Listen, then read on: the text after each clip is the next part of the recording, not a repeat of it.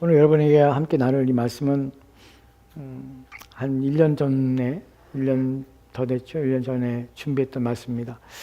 못 전했던 말씀이에요. 계속해서 언제 기회를 보아서 말씀을 전해야겠다라고 생각하고 계속해서 그 기회가 없어서 말씀 못 전했습니다.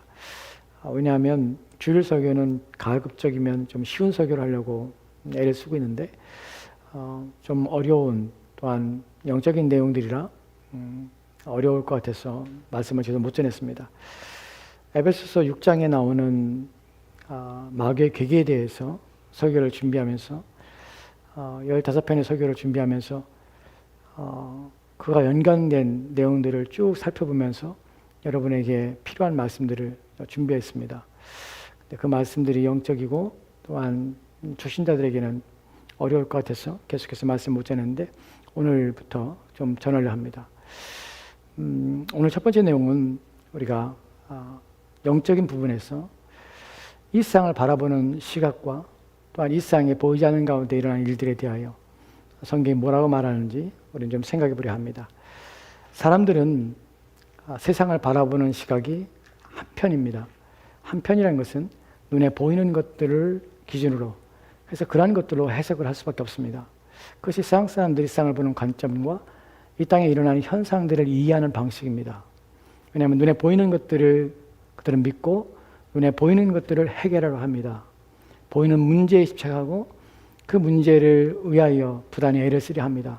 실상은 보이는 것들은 보이지 않는 것들로 말미암아 영향을 받고 보이는 것들은 보이지 않는 것의 문제됨으로 말미암아 발생하며 또한 이루어진다는 사실입니다.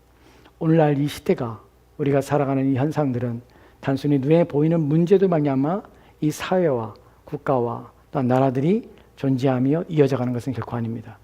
보이지 않은 세력과 보이지 않은 능력에 의하여 이 세상이 움직여가고 있다는 사실을 아셔야 합니다.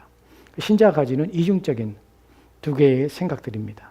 보이는 현상과 보이지 않는 것들을 범으로 알므로 말미암아 이 시대와 상황을 해석하는 능력, 그것은 기독교인만이 할 수 있는 일입니다. 오늘 이 부분에 대하여 첫 번째로 우리가 성경에서 보이지 않는 영의 실체인 사단이라고 하는 것에 대하여 생각해 보려 합니다. 우리는 이 부분을 시작할 때에 첫 번째 주의할 부분이 있습니다. 성경에서는 많은 부분에 대하여 우리 가운데 소상히 사단의 정체와 악한 영에 대하여 우리 가운데 다 말해주고 있지 않습니다. 그렇기 때문에 우리는 늘 조심해야 합니다. 성경이 말하는 부분까지만 우리는 이해하려고 애를 쓰며 만족해야 합니다. 왜냐하면 그 이상 나가는 것은 추론이요 또한 상상이며 또한 사람들의 지어낸 이야기 될 것이기 때문에 그렇습니다. 우리는 지적 호기심 때문에 이 말씀을 듣는 것은 결코 아닙니다. 또한 우리가 더 알고 싶은 욕망과 또한 이유 때문에 우리가 이 말씀을 살펴보는 것도 결코 아닙니다. 왜 이런 말씀을 드렸냐면 우리의 구원에 관한 내용이 이 안에 담겨져 있기 때문에 그렇습니다. 이런 내용들을 살펴보는 유익은 무엇이냐면 내가 어떠한 상황에서 나의 구원이 이루어졌는가, 얼마나 이게 복된 것인가 하는 차원에서 이 말씀, 이 내용은 우리 가운데 유익을 줍니다. 그 말씀을 기억하시고 생각해 보도록 합시다. 성경에서는 이런 어려운 문제에 대하여 또한 감춰지며 비밀스럽게 또한 모든 것을 드러내지 않는 일들에 대하여 우리 가운데 경고를 주는 내용들이 있습니다. 베드로후서 3장 16절 말씀에 이렇게 기록됐습니다. 같이 들어갑시다. 시작. 또 그 모든 편지에도 이런 일에 관하여 말하였을 때 그 중에 알기 어려운 것이 들어있으니 무식한 자들과 굳세지 못한 자들이 다른 성경과 같이 그것도 억지로 풀다가 스스로 멸망에 이르니라. 아멘. 또 그 모든 편지에도 누구의 편지냐면 바울의 편지입니다. 그의 편지에 이런 일에 관하여 말하였는데 그 중에 알기 어려운 어떤 것이 있습니다. Speaking in them these matters, 이런 일들에 대하여 말했습니다. His letter, 바울의 편지들을 보면은 contains something that are hard to understand, 이해하기 어려운 부분이 있다는 것입니다. 베드로서도 이해하기 어려운 부분이 있습니다. 바울의 편지 가운데 이런 부분을 어떻게 하냐? 주의해야 합니다. 조심해야 합니다. 근데 그런 본문에 대하여 어떻게 사람들이 보냐면 무식한 자들과 굳세지 못한 자들이 다른 성경과 같이, 다른 성경도 그렇게 하고 있습니다. 바울의 어려운, 이해하기 어려운 뿐만 아니라 다른 성경도 무식한 자들이 그리고 굳세지 못한 자들이 본문에 보면 unstable, 흔들리며 또한 굳게 서지 못한 그런 자들이 성경 어떻게 합니까? 본문에 보면 다른 성경 그것도 억지로 풀다가라고 말합니다. 영어 성경에는 distort, 무엇이면 왜곡시킨다는 것이, 억지로 푼다는 것은 왜곡시키는 것입니다. 다른 성경과 같이 하나님 말씀을 왜곡하는 자들이 있습니다. 무식한 자들이 그럽니다. 그리고 온전히 굳세게 서지 못한 자들이, 믿음에 대해 알지 못한 자들이 성경을, 다른 성경도 동일하게 이런 일들을 벌인다는 것이, 그래서 함께 멸망합니다. 우리는 그래서 이런 본문들을 또한 성경의 진리에 대하여 살펴볼 때 이런 방향으로 나가지 않도록, 결코 이런 데 나가지 않도록 주의해야 합니다. 스스로 절제를 하고 우리의 지식은 하나님 말씀하시는 것까지만 가는 것에 만족합니다. 그 이상 우리는 추론하거나 상상하지 않습니다. 그것이 오늘 본문을 대하는 우리의 방식입니다. 이에 대하여 생각해 보도록 합시다. 자, 오늘 우리가 살펴볼 가장 중요한 내용에 이제 서론을 좀 들어가도록 합시다. 악이란 문제를 생각해 봅시다. 세상에 왜 악은 존재하는가? 아까 저는 초반의 서두에 여러분에게 이렇게 말씀을 드렸습니다. 세상에서 사람들은 한 가지 관점, 한 가지 시각만 가지고 있습니다. 그들은 오늘날 벌어지는, 세상 속에 벌어지는 일들에 대하여 현상을 어떤 식으로 이해하게 되냐면 눈에 보이는 방식으로, 보이는 문제 속에서 그 문제를 해결하고자 하는 방식으로 접근하며 이해합니다. 그것이 일상 사람들이 가지고 있는 삶의 방식입니다. 왜 사람들이 악을 행할까? 왜 탐욕을, 왜 욕망에 눈멀어서 이렇게 살까? 라는 것에 대하여 악이라는 것이 존재하긴 하는데 이 악이 왜 사람들의 마음에 충동을 일으키고 자극을 일으켜서 끊임없이 채워지지 않을 욕망을 추구하며 인생을 살까? 그래서 심지어는 자신만 아니라 타인의 인생도 불행하게 하고 사회를 불안하게 하고 국가를 불행하게 만드는 일들을 할까?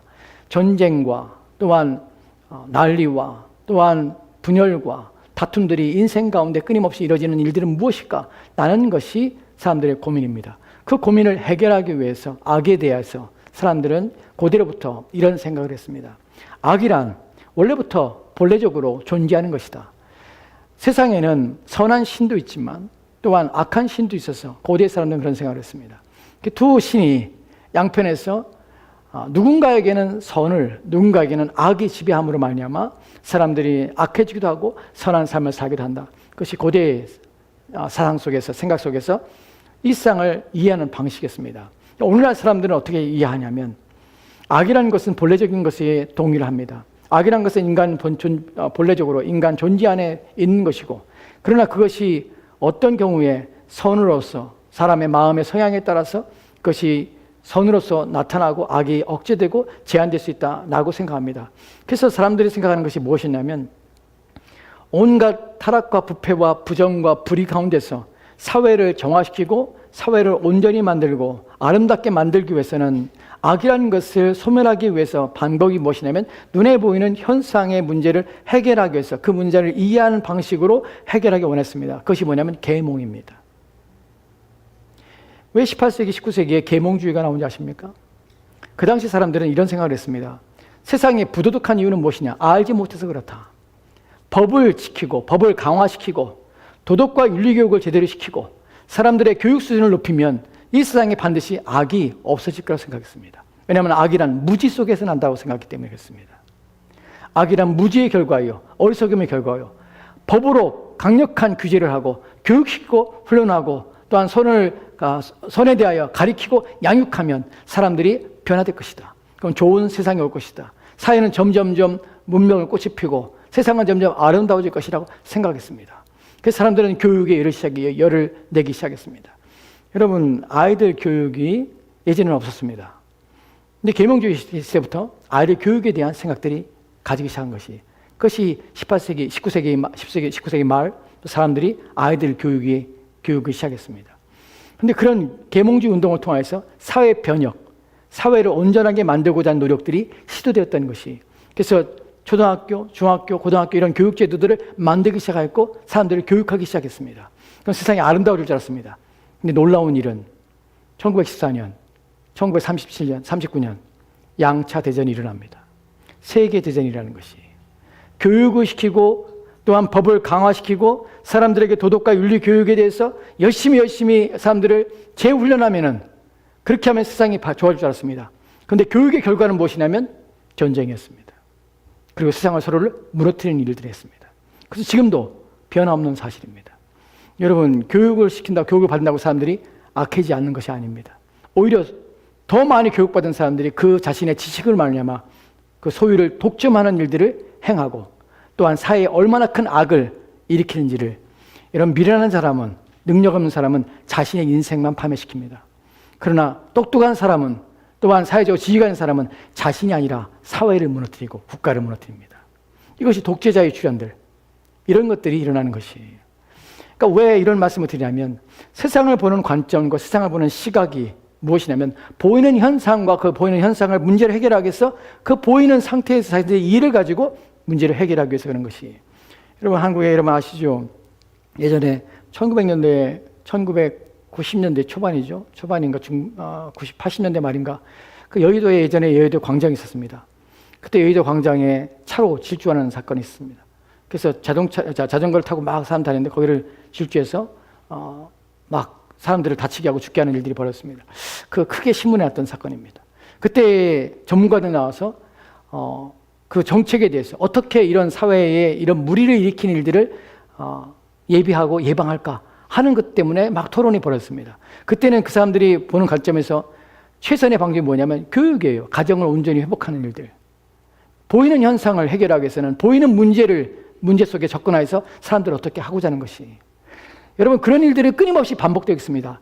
미국에서도 총기 사건이나 어떤 사건이 났을 때 사회적인 문제, 가정의 문제, 이런 문제를 해결하기 위해서 가정정책을 더 확고해야 하고, 또한 더 혜택을 넓히고, 사람들의 마음들을 정신교육을 시키고, 사람들을 새롭게 하고, 이런 프로그램을 만들고, 이런 것들은 세상 사람들이 할 수밖에 없는, 세상 사람이 접근할 수밖에 없는, 세상 사람들이 해결책을 내놓을 수밖에 없는, 해결되지 못하는 문제를 가지고 끊임없이 그 일대로 접근하는 것이 세상적인 사고의 한계입니다. 그러나 성경은 그런 방식이 결코 아니라는 것이에요. 악은 본래적인 것인가? 그렇지 않다는 것이에요. 악은 원래 근원적인 문제라, 악한 신이 있어서 그 신이 하나님 선한 신과 동등된 존재로서 존재하기 때문에 이런 문제가 일어나는가? 결코 그렇지 않다는 것이.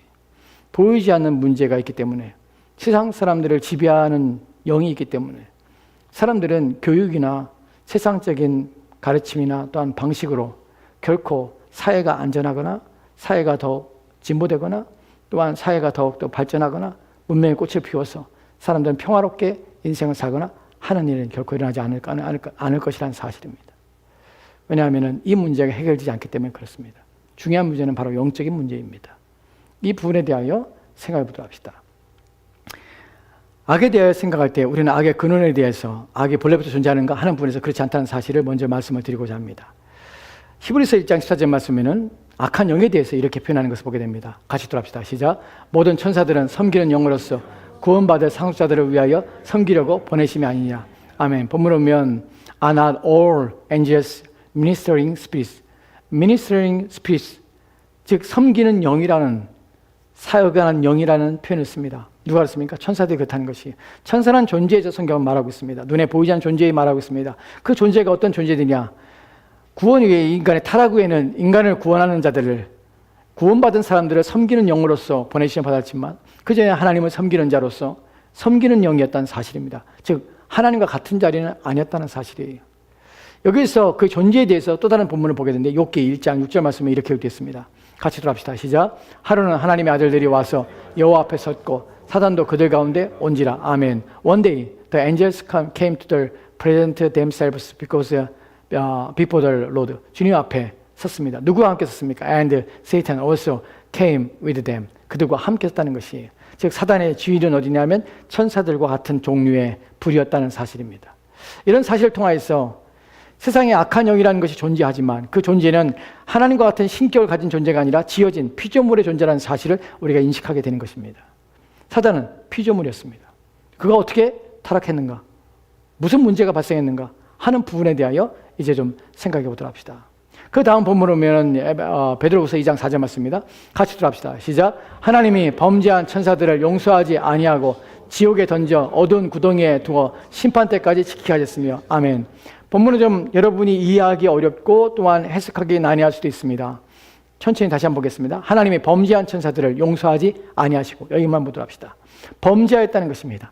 천사들 가운데 중요한 것은 악한 영이라는 존재가 있는데, 그것은 신과 같은 존재가 아니라 피조물로서 지으심받은 존재라는 사실을 성경이 말하고 있다는 것이에요. 지으심받은 존재입니다. 피조물 중에 하나입니다. 그런데 그 피조물 중에 어떤 부류들이 범죄했다는 것입니다. 그 범죄한 천사들에 대해 하나님께서 용서하지 않을 것이라고 말씀합니다. 그리고 지옥에 던져 어두운 구덩이에 두어 심판 때까지 지키게 하셨으며, 그 다음에는 지옥에 던져서 어두운 구덩이에 두어서 심판 때까지 지키게 하셨으며 라고 말하고 있다는 사실이에요. 여기서 우리가 성경을 좀 생각해보고 아는 사람들은 지금도 사단이 지배하고 있고, 지금도 공중의 권세 잡은 자라고 이따 후에 보겠지만 그런 내용도 말씀하고 있고, 베드로는 베드로서에서 뭐라고 말하냐면, 베드로서전서 5장 8절 말씀에서 깨어 근신하라, 마귀가 우는 사자와 같이 삼키자를 찾느니라 라고 우리 가운데 경고하고 있다는 사실이에요. 그런데 본문에서는 지옥에 던져 어두운 구덩이에 두어서 심판 때까지 지키게 하셨느니라 라고 말씀하고 있다는 것이에요. 그렇다면 두 말씀이 충동하고 있지 않습니까? 지옥에 던졌던데 어떻게 사단이 우는 사자와 같이 삼키자를 찾고 돌아다니고 있습니까? 라는 것을 물을 수 있습니다. 심판 때까지 지키게, 영어 성경에는 체인입니다. In chains of the darkness, 어둠의 그 쇠사슬에 의해서 결박된 것이에요. Putting them, 그들을 결박시켜놓은 것처럼 본문이 말하고 있는데, 어떻게 사단이 지금도 우는 사자와 같이 삼키자를 찾고 있는가? 베드로는 왜 두 가지 말을 동시에 모순되는 말을 하고 있는가 하는 부분입니다. 여기에 대한 해답은 그렇습니다. 여기서 본문에서 헬이라고 번역된 sent them to hell 이라고 번역된 헬이라는 단어는 성경의 전체 중에서 한 번 사용된 단어입니다. 타로타로라는 단어입니다. 이것은 어두움이라는 의미입니다. 어두운 장소, 지옥이라는 장소로 번역했지만 어두운 곳이에요. 어둠의 상태, 어둠이 놓이는 곳이라는 표현입니다. 그 다음에 나오는 구덩이에 두어 심판 때까지 지키게 하셨느니라. 본문에서 영어 성경에서는 in chains라고 번역합니다. 쇠사슬에 묶여있는 것처럼 번역하고 있습니다. 예, 원문도 chain이라는 표현을 씁니다. 그런데 문제는 무엇이냐면, 지키게 하였다는 단어가 한글 성경에 지키게 했다고 번역했고 붙잡혔다고 번역되어 있지만, 본문에서 우리는 가둬둔 상태가 아니라 지켜보며 또한 그것의 상태를 살피고 있는 것이 본문의 의미입니다. 지금 무슨 의미냐면, 하나님께서는 이들을 어두운 가운데 몰아내셨습니다. 그리고 그들을 지켜보고 계신 것이에요. 이들은 아무것도 하지 못하는 상태가 아니라 자기의 일을 하고 있는 상태입니다. 즉 본문이 말하고 있는 의미는 사단이 완전히 가둬뒀다는 의미가 아니라는 사실이에요. 그렇기 때문에 베드로전서 5장 8절 말씀에서 근신하라, 깨어라, 마귀가 우는 사자와 같이 삼키자 하느니라, 이 말과 이 말씀은 상충되는 것이 아닙니다. 같은 의미예요. 사단은 어디냐면 하나님께서 어두움 가운데 던져버렸습니다. 그 어두움 가운데서 지금 고통 가운데 심판을 받고 있는 것이, 그리고 발악을 하고 있는 상태예요. 우는 사자와 같이 삼킬 자를 찾고 있는 상태라는 것이 이 본문이 말하고자 하는 의미입니다. 지금 여기서 우리가 알게 된 뭐냐면, 타락한 자도 있었고 하나님 그 천사들을 결코 그냥 내버리지 않고 반드시 심판할 것이라는 사실입니다. 그럼 어디서 떨어졌느냐, 무슨 일이 있었는가 하는 부분입니다. 이에 대하여서 디모데전서 3장 6절 말씀을 이렇게 읽겠습니다. 같이 들어갑시다. 시작. 새로 입교한 자도 말지니 교만하여져서 마귀를 정죄하는 그 정죄에 빠질까 하며. 아멘. 본문에서 사단이라는 존재가, 마귀라는 존재가 있고 이 천사의 피조물로서 존재했는데, 그들이 어떤 범죄를 했고 하나님께서 그들을 심판할 것입니다. 그들의 범죄가 무엇이었냐 하는 부분에서 뭐라고 합니까? 새로 입교한 자도 말지니라. 누구를? 감독을 세울 때 새로 입교한 자도 말지니라. 왜 말합니까? 교만해서 마귀를 정죄하는 그 정죄에 빠질까 하며. 마귀를 정죄하는, 마귀가 심판을 받는, 마귀가 죄로 정해진 마귀의 죄에 대해서 똑같은 죄 속에 빠질까 함이라는 표현이에요. 어떤 것에 대해서? 교만함으로, 교만해져서라는 표현이었습니다. 마귀가 정죄받은 이유는 무엇입니까? 교만해져서 그런 것이. 이 교만 때문에 정죄를 받은 것이. 그래서 새로 입교된다 하지 말지나. 왜냐하면 마귀가 동일하게 빠졌던 그 죄에 빠져서 이런 일을 벌이기 때문에 하지 말라는 것이. 여기까지 우리가 이해했습니다. 피조물이었고 타락하였고, 타락의 원인은 교만했다는 것이. 그것이 오늘 우리가 읽은 이사야서 14장 12절 93절 말씀에 말씀하는 내용입니다. 다시 한번 이사야서 14장 12절 13절 말씀 다시 한번 읽도록 합시다. 시작. 너 아침의 아들 계명성이여, 어찌 그리 하늘에부터 떨어졌으며, 너 열국을 얻은 자여, 어찌 그리 땅에 지켰는고 내가 내 마음에 이르기를 내가 하늘에 올라 하나님의 뭇별 위에 내 자리를 놓으리라. 내가 북극 지폐의 산 위에 앉으리라. 아멘. 사실 이 본문은 이사야서에서는 이중적인 예언으로서 첫 번째 예언의 대상은 바벨론 왕이었습니다. 바벨론 왕에 대한 예언이었습니다. 그러나 이 예언은 이중적인 의미를 가지고 있습니다. 본문에서 너 아침의 아들 계명성이야 라고 합니다. 영어 성경에서는 모닝스타라고 번역했습니다. 계명성. 이 모닝스타라고 번역한 것을 킹 제임스 버전에서는 뭐라고 번역하면 루시퍼라고 번역합니다. 왜냐하면 이중성의 예언적인 내용을 담고 있기 때문에 그래요. 왜냐하면 너 아침의 아들 계명성이여 루시퍼여 어찌 그리 하늘에서 떨어졌으며 하늘에서 떨어졌다는 표현을 씁니다. 너 열국의 얻은 자여 어찌 그리 땅에 지켰는고 땅에 떨어진 것이 내가 내 마음에 이르기를 내가 하늘에 올라 하나님의 뭇별 위에 내 자리를 높이리라. 뭇별이라고 할 때 별의 상징성은 무엇이냐면 천사들입니다. 그 위에 내가 오르리라. 그 위에 올라와서 내가 그 자리를 차지하리라 라고 했던 것이 마귀의 사단의 교만의 죄였습니다. 하나님을 반역한 것입니다. 그 자리에 오르고자 했던 것이. 이에 대하여 동일하게 에스겔서 28장 2절 말씀에서 이렇게 예언하고 있습니다. 같이 돌아갑시다. 시작. 인자야 너는 두로 왕에게 이르기를 주 여호와께서 이같이 말씀하시되 내 마음이 교만하여 말하기를 나는 신이라 내가 하나님의 자리 곧 바다 가운데에 앉아 있다 하도다. 내 마음이 하나님의 마음같이 취할지라도 너는 사람이여 신이 아니거늘. 아멘. 본문에서는 에스겔이 이중적 예언에서 당시에 두로 왕에 대한 예언이었습니다. 그러나 이 예언 속에서는 이중적으로 사단에 대한 사단이 그가 행했던 이루었던 일들이 무엇인지를 상징적으로 또 우리가 말씀하고 있습니다. 두로 왕에게 이르기를 주 여호와의 이같이 말씀하시되 내 마음이 교만하여 본문에서도 정확하게 교만하여 표현했습니다. 나는 신이라 내가 하나님의 자리 곧 바다 가운데 앉아있도다. 하나님의 자리에 앉으려고 했다는 것이 이것이 성경이 말하고는 사단의 죄였고 타락한 천사인 루시퍼의 성경에는 루시퍼란 말이 없습니다. 외경이 있습니다. 루시퍼라는 존재가 이 땅에 쫓겨남을 당하고 그런 일들이 벌어졌다는 사실을 우리가 성경을 통하여 보게 되는 것이 이사야서나 또한 에스겔서에서 말하는 내용들 그리고 우리가 앞서 살폈던 베드로후서 2장 4절 말씀에서 심판받을 천사들에 대하여 이 말씀하고 있습니다. 이런 것들이 악한 영에 대하여 영의 존재와 실체에 대하여 성경이 우리 가운데 말씀하고 있는 내용입니다. 여기서 더 중요한 부분을 이제 살펴보도록 합시다. 중요한 부분이 무엇이냐면 사단은 단일적인 하나의 단수적인 존재입니다. 여러분이 생각할 때에 사람들은 잘못 배운 사람들은 그래요. 마귀와 또한 사단이 각기 다른 존재인 줄 알아요. 하나의 존재입니다. 마귀란 이름과 사단은 각기 한 존재의 각기 다른 이름이에요. 왜냐하면 성경에서는 복음서에서 주님께서는 마귀라고도 합니다. 사단이라고 표현했기도 합니다. 이 둘은 각기 다른 이름의 존재라는 것이 한 존재로 단수형을 사용합니다. 복수가 아니에요. 그와 함께 떨어져서 그의 추종자들인데 그것을 우리 성경에서는 악한 영들, 귀신들이라는 표현을 씁니다. 이것이 여러분이 성경에 쓰는 표현들과 용어들이라는 사실을 기억해야 합니다. 예전에 말씀드렸죠. 한글 찬송 중에서 마귀들과 싸울지라 이 부분이 번역이 잘못된 것이 원문은요 마귀예요. 단수예요. 근데 왜 마귀들이라고 표현했냐? 찬송의 음률을 맞추기 위해서 마귀들이라고 한 것이 이런 것들이 얼마나 사람들을 어리석게 만드는지 마귀들이라고 표현해요. 그러니까 제대로 이런 사실의 성경이 말하고 있는 내용을 정확히 모르는 사람들은 이런 헛된 말을 하고 잘못된 이해를 가지고 그렇게 표현한다고요. 그러니까 왜 그런지 왜 그런 문제들이 발생했고 왜 그렇게 번역했는지 한국 사람들 대부분들이 잘못하고 있습니다. 그게 마귀들이라고 표현을 써요. 마귀들 있잖아. 절대 그렇지 않습니다. 마귀는 사단입니다. 사단은 마귀고요. 동일한 존재에 대해서 각기 다른 이름입니다. 왜냐하면 싱귤러이기 때문이에요. 하나의 존재입니다. 그 마귀는 사단은 하늘에 떨어졌습니다. 하나님과 같이 데리려다가 떨어질 때 그냥 떨어진 것이 아니에요. 그와 그를 따르는 추종자들을 함께 가지고 데리고 이 땅에 떨어진 것이 그것을 어디에 하면 계시록에 나옵니다. 계시록의 14장, 12장 3절과 4절 말씀에 이렇게 기록됐습니다. 같이 읽겠습니다. 시작. 하늘에 또 다른 이적이 보이니 보라 한 큰 붉은 용이 있어 머리가 7이요 뿔이 10이라 그 여러 머리에 7 왕관이 있는데 그 꼬리가 하늘의 별 3분의 1을 끌어다가 땅에 던지더라.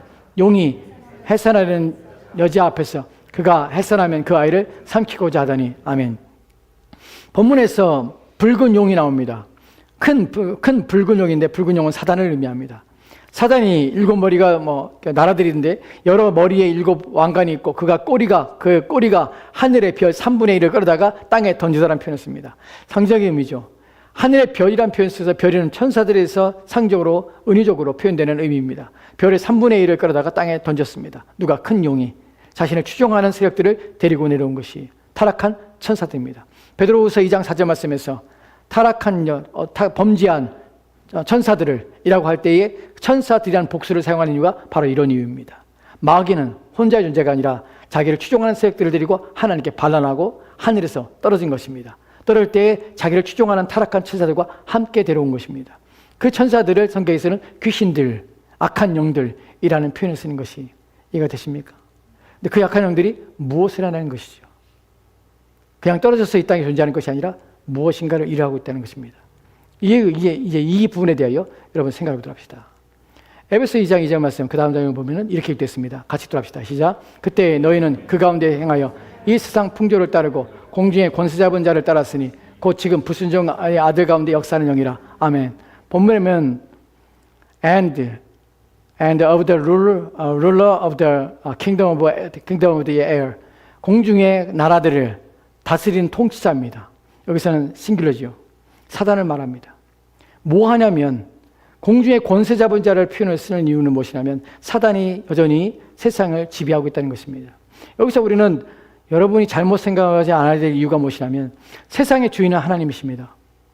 세상의 모든 통치를 다 하나님이십니다. 그러나 그 하나님의 통치와 하나님의 권한 안에서 사단은 자기의 허락된 범위 안에서 자기 역할을 하고 있는 것이 무엇을 위해서? 하나님 뜻을 이루기 위해서 하나님께서는 허용하시는 것입니다. 공주의 권세 잡으려 할 때 사단이 세상을 지배하는 것은 아닙니다. 그냥 역사하는 것이죠. 주님 오실 때도 주님께서는 사단의 존재에 대해서 인식하고 그의 나라가 오고 있으며 또한 그의 나라가 멸할 것을 주님께서는 말씀하고 있습니다. 심지어 요한복음 8장 44절 말씀에서 뭐라고 말씀합니까? 너희 아비는 마귀니라 라는 표현을 씁니다. 사람들을 지배하고 있는 것이 여기서 중요한 문제가 있습니다. 중요한 내용인데 무엇이냐면 그때에 너희는 그 가운데 행하여입니다. 너희는 누구입니까? 에베소 교인들입니다. 너희는 누구입니까? 바로 그리스도 안에 있는 사람들입니다. 너희는 어땠냐면 이 세상 풍조를 따르고 공주의 권세 잡은 자를 따랐으니 곧 지금 불순종의 아들 가운데 역사는 영이라. 이 세상의 모든 사람들은 무엇을 따라 삽니까? 이 공주의 권세 잡은 자의 능력과 세상 풍조를 따라서 이 땅을 살아가는 것이 누구도 그랬습니까? 우리도 그랬다는 것이에요. 그런데 여기서 우리를 건져내시고 구원해내신 것이에요. 구원의 복됨이 무엇이냐면 우리가 알지 못하는 것을 보게 하신 것입니다. 눈에 보이는 세상을, 눈에 보이는 현상을, 눈에 보이는 문제를 가지고 해결하는 접근 방법이 아니라 보이는 세상을, 눈에 보이지 않는 것들이 있음을 알고 그 보이지 않는 것들이 보이는 것들을 다스리고 지배한다는 사실을 인식하고 그 보이지 않는 것들의 영향력 아래서 살지 아니하고 그것을 벗어나 그 영향력의 바깥에서 존재할 수 있는 존재는 인간 스스로는 결코 불가능하다는 사실입니다. 누가 역사되면 그리스도 예수의 은혜로 말미암아 사단의 권세를 무너뜨리시고 우리를 거기서 건져내신 것입니다.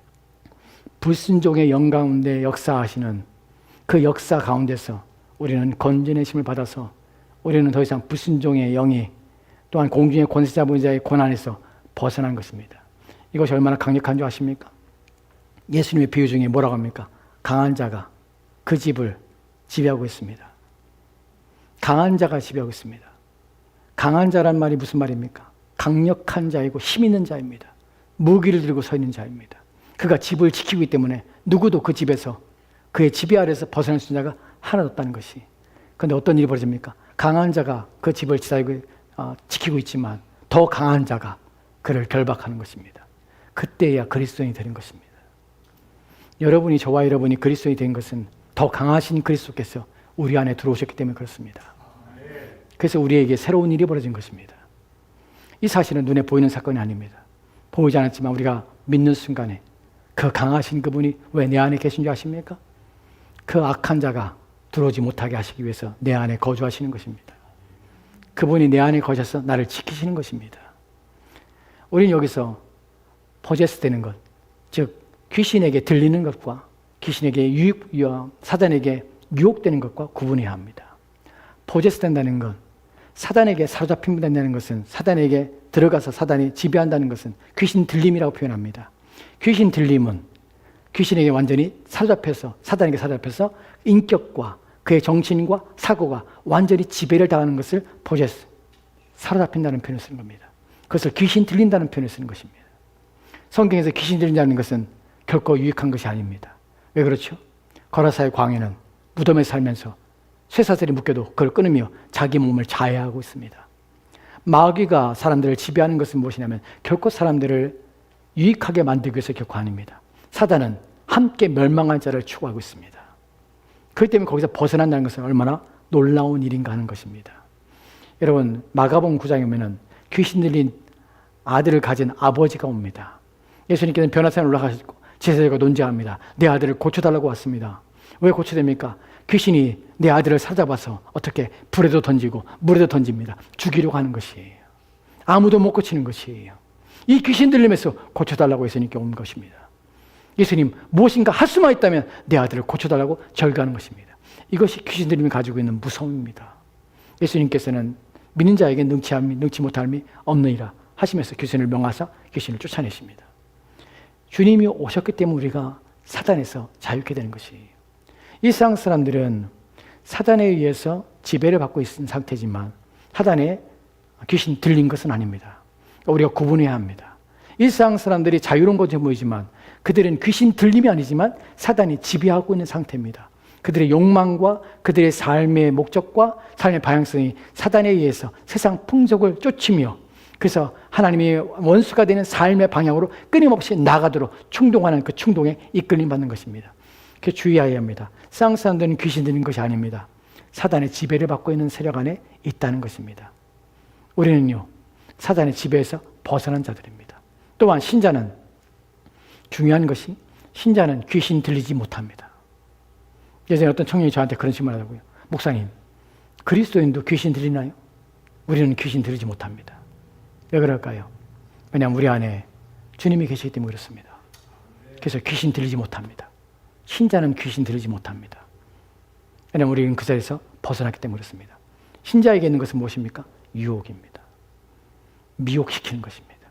그 마음을 미혹시켜서 믿음에서 떠나도록 하게 역사하는 것입니다. 이것이 우리가 깨어있어야 될 이유입니다. 사단은 죽지 않았습니다. 주님 오실 때까지 역사하실 것입니다. 이 부분에 대하여 우리가 어떻게 건질받았는지에 대하여 고린도후서 4장 4절 말씀이 이렇게 기록됐습니다. 같이 합시다. 시작. 그 중에 이 세상의 신이 믿지 않은 자들의 마음을 혼미케 하여 그리스도의 영광의 복음의 광채가 비치지 못하게 함이니 그리스도는 하나님의 형상이라. 아멘. 그 중에 이 세상의 신인 사단이 믿지 아니하는 자들의 마음을 혼미케 하여서 그리스도의 영광의 복음의 광채가 비치지 못하게 하니라. 주님께서는 복음을 오늘날 많이 선포하셨습니다. 이것을 보편적인 부름이라고 합니다. 보편적인 부름 속에서 복음이 선포되고 복음이 가르쳐지고 또한 교회마다 또한 거리마다 복음들에 대해서 교회가 간판이 세워지고 그런 말이야 복음들이 선포됩니다. 그런데 중요한 것은 복음이 선포되는 일반적인 보편적인 부름 속에서는 사람들이 응답하지 않는다는 사실입니다. 어떨 때 응답하게 되면 그 보편적인 부름 가운데서 하나님께 유효적인 부르심을 받은 하나님께 택하여서 하나님께서 정하셔서 불러주신 사람들만 은혜롭게 하나님의 말씀을 듣게 된다는 것입니다. 그리고 돌아오게 되는 것이. 왜 그렇습니까? 왜 복음이 선포되는데 동일한 자리에 있는데 왜 그렇습니까? 왜냐하면 사단이 믿지 않은 자들의 마음을 미혹하기 때문에 그 말씀을 들어도 이해가 안 되는 것이에요. 믿어지지 않는 것이에요. 그렇게 살고 싶지 않은 것이에요. 여러분, 그것은 사람의 결정이 아닙니다. 우리는 누군가 구원받고 누가 구원받지 않는 것이 사람이 결정하는 것처럼 보입니다. 그러나 자기가 그리스도를 미워하고 자기가 싫어서 그런 줄 압니다. 그러나 그렇지 않습니다.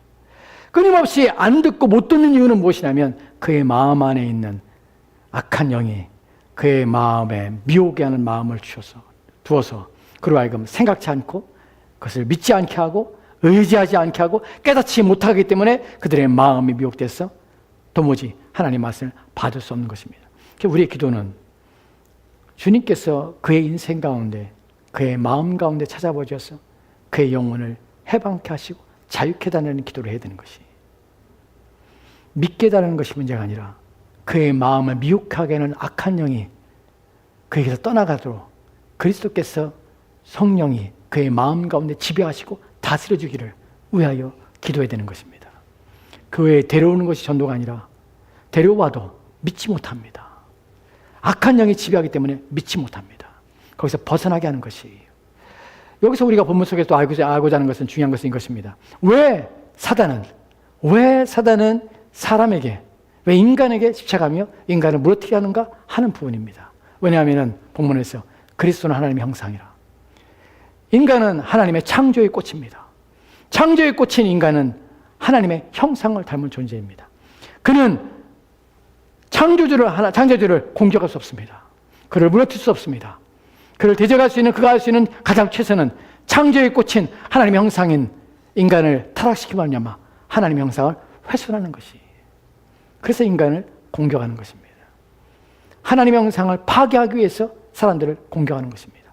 그렇게 하면 하나님을 대적하는 것입니다.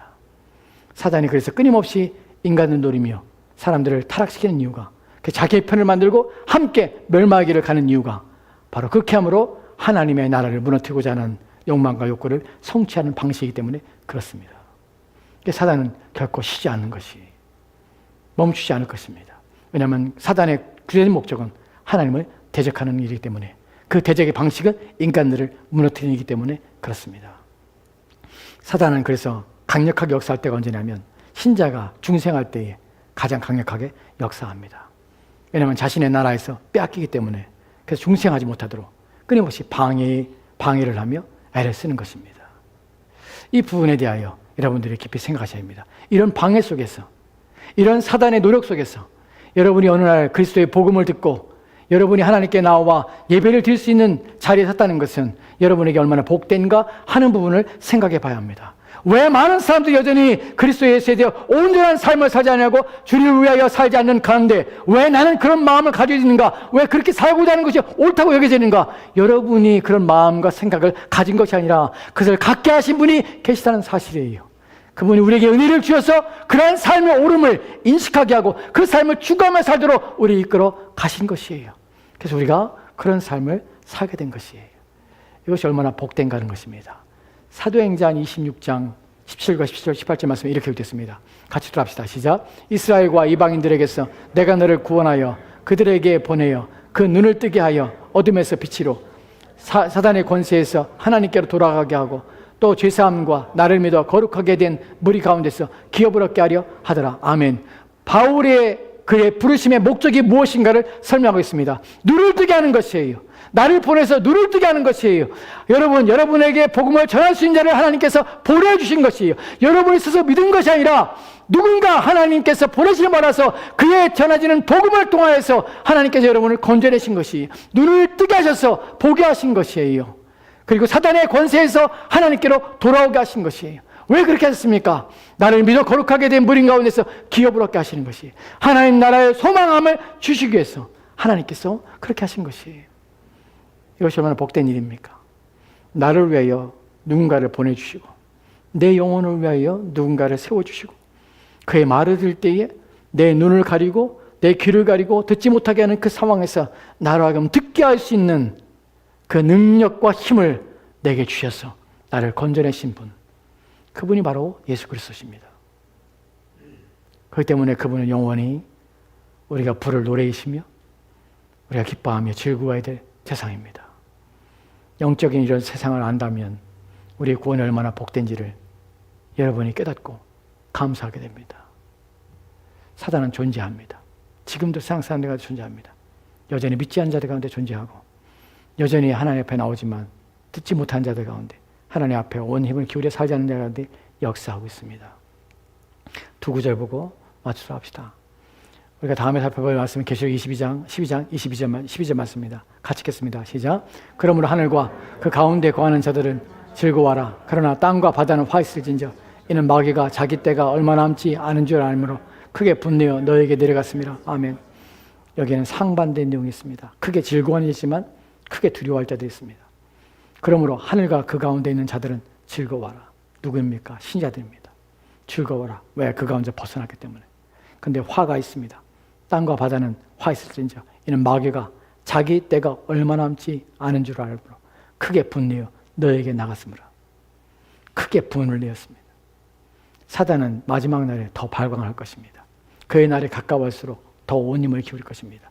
왜 계시록에서, 왜 다른 성경 본문에서 때가 악하니라, 왜 에베소서에서 때가 악하니라, 그리고 왜 성경에서 날이 가면 갈수록 경건한 자들이 악한 자들에 대해서 경건한 자들이 점점 적을 것이며, 왜 악한 자들이, 또 주님께서는 왜 과거의 비유 속에서 그러나 말세에 믿는 자를 보겠느냐 나는 말씀하실까? 왜냐하면 악한 영이 더 강력하로 역사할 것이기 그렇습니다. 신자는 이 세상의 현상과 이 세상에 벌어진 일토가 해석하지 않습니다. 이 세상은 점점점 좋아지지 않을 것입니다. 점점점 악해질 것입니다. 왜냐하면 악한 영이 점점 발아가기 때문에 그렇습니다. 그 가운데 신자는, 믿는 자는 더 경건함으로 나아가고 악한 자는 더 악한 자로 나가게 될 것입니다. 왜요? 그래야 하나님의 심판이 명확해지기 때문에 그렇습니다. 죄인 자가 그 죄가 드러나고 죄가 심각해지면 할수록 그들의 심판은 더 명확하며 하나님의 공의와 정의는 더 드러나게 됩니다. 그래서 때가 악할 때, 이때에 믿는 자들은 마지막 은혜의 때에 구원을 소홀히 여기지 말라고 고린도후서에서 말하는 것처럼 마지막 때에 우리는 악한 영이 더 발악을 하며 더 고통을 주며 사람들을 미혹할 것이라는 사실을 인식하고 스스로 깨어있는 일에 온 힘을 기울여야 합니다. 이것이 본문이 우리가 주는 의미입니다.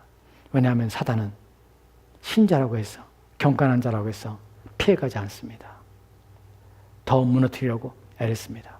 우리 주님께서 이렇게 말씀하셨습니다.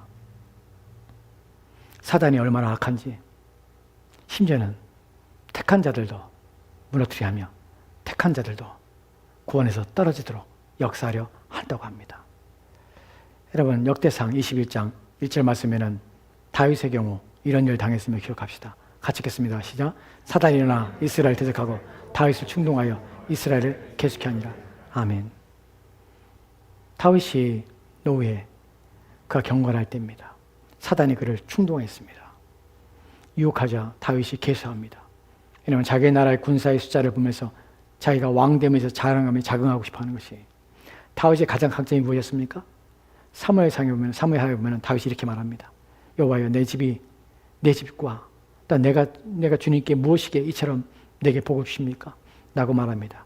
그래서 성경이 뭐라고 표현하면 다윗이 하나님의 백성을 위하여 자기를 왕을 삼으셨다는 사실을 다윗이 알았다는 표현을 씁니다. 다윗이 언제 겸손합니까? 나를 세우신 것이 하나님의 백성을 위하여 나를 세우신 받았다는 사실을 인식할 때, 나를 위하여 백성이 존재하는 것이 아니라 그들 때문에 내가 존재한다는 사실을 인식할 때 다윗은 낮아졌습니다.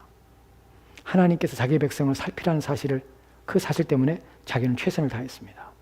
그런데 그의 인생의 한때에 그는 그 자리가 아니라 내가 얼마나 높은 자리에 있는지, 내가 얼마나 다스림에 충만한 자리며 얼마나 큰 왕국을 세우는지를 마음속에 자긍하며 자랑하고 싶은 교만함이 그의 마음속에 일어납니다.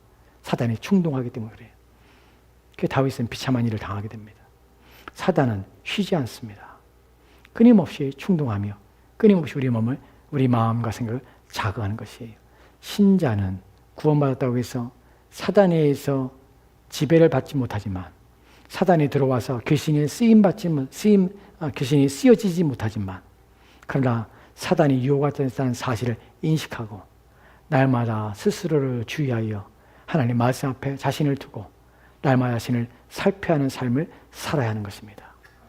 그럴 때 여러분의 안전하는 것입니다. 때가 악합니다. 시대가 악합니다. 종말의 때를 살고 있습니다. 우리는 더 좋은 날을 보는 것이 아니라 우리의 날에 우리의 믿음과 신앙을 끝까지 인내함으로 지키도록 요구받는 시대에 살고 있음을 기억하시고 여러분의 믿음을 지키기 위해서 온 힘을 기울이시기 바랍니다. 기도합시다.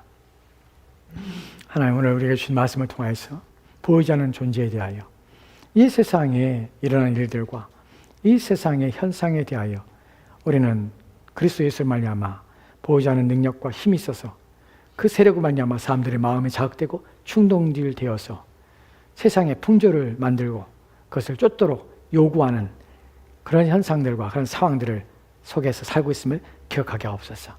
이런 것들이 뒤에 있음을 기억하고 우리는 그 가운데서 그리스도의 나라, 또 하나님의 나라의 영광스러운 나라에 참여한 자로서 모든 죄악과 악한 일에 대하여 경계하며 그리하여 세상을 쫓지 아니하고 세상에 속하지 아니하고 오직 하나님 나라에 속한 자로서의 거룩한 삶, 경건한 삶으로 우리의 삶을 삶으로 이 시대를 뛰어넘는 또한 이 시대의 정신을 이겨내는 그리하여 하나님 나라에 속한 자로서의 경건과 거룩한 삶으로 우리의 인생을 살도록 주여 도와주옵소서.